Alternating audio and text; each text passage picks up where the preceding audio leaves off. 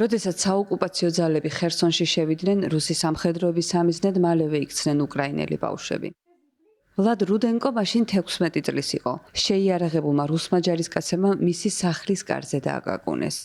ევრენიუსთან საუბარში რუდენკო ამბობს, რომ მარტო იყო და არჩევანი არ ჰქონდა. ჯარისკაცებმა დედასთან დალეკვის უფლება არ მისცეს. უთხრეს, რომ ნივთები შეეგროვებინა და რომ ყირიმში უნდა წასულიყო. მითხრეს ჩაალაგე ნივთები, საზაფხულო ბანაკში უნდა წაგიყვანოთო. ასე ეძახდნენ. უცებ ავიღე რაღაც ნივთები და წამიყვანეს. მხოლოდ ერთი თვის შემდეგ მომწეს უფლება დედას ტელეფონით დავლაპარაკებოდი. ვლადი 2022 წლის 7 ოქტომბერს იძულებით გადაასახლეს.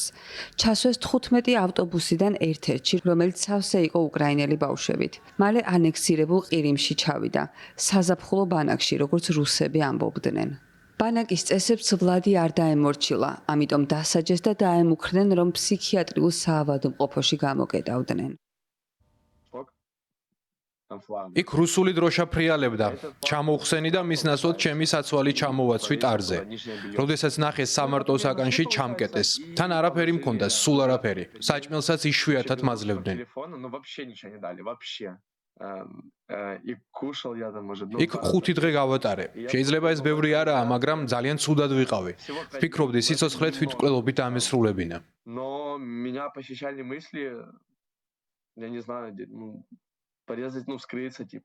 ვლადმა 8 თვე გაატარა ეგრეთ წოდებულ რუსულ ბანაკში. შემდეგ დედამ შეძლო, რომ ტყვეობიდან დაეხსნა. თავდაპირველად დედამისიც დააკავეს, იზოლატორში გადაიყვანეს, თავზე ჩანთა ჩამოაცვეს და სიცრუის დეტექტორზე დაკითხეს. ეს რამდენიმე დღეს გრძელდებოდა. ბოლოს ქალმა როგორღაც შეძლო შვილი დაებრუნებინა.